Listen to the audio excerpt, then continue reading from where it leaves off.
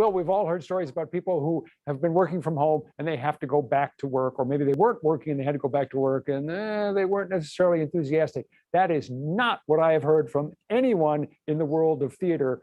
You guys can't wait to get back to work, is what I've been hearing. I would agree with that 100%. I think that an actor is more than a job. That's who we are. That's why we got into this. And I'm really loving how much energy and how much enthusiasm the people, the viewers and the patrons are having, the hoops they're willing to jump through to share this with us. So I say thank you. When you guys got together and started doing rehearsals, started making those first steps toward putting this play together and making it click, how did it feel? How did it go? What was interesting is what was familiar. You know, it's like riding a bike. You know, you have your table read, and that leads into rehearsal, and then that eventually grows organically into a living show. That part so familiar, and yet everybody's wearing masks. You know, one of the things that I noticed was that at the opening night party was the first time I saw full faces of most of my crew, and that was very, very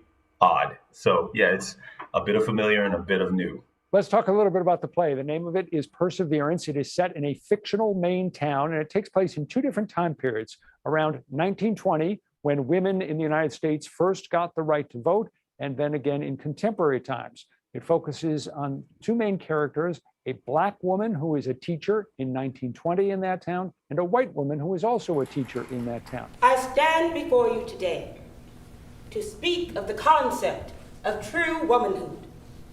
Tomorrow, women will cast ballots for the first time ever.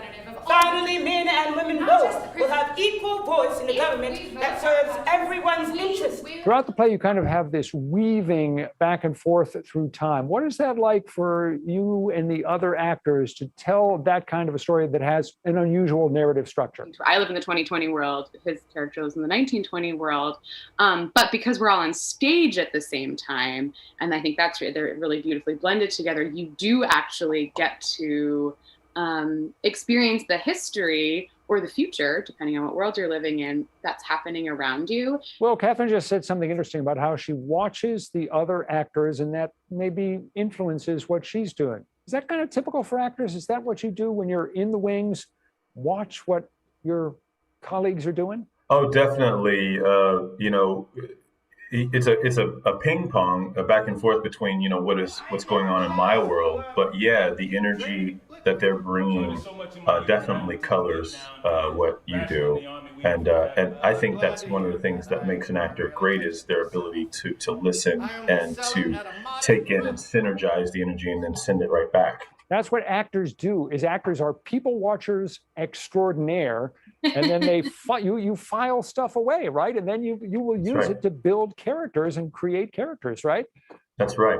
That's absolutely right. I feel like the only difference between two people is where they're coming from. You know, what experiences they've had, and being an actor.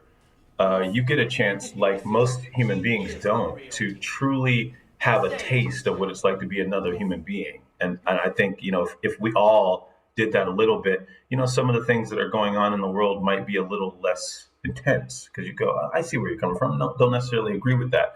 But for today, I'm going to take a walk in your shoes.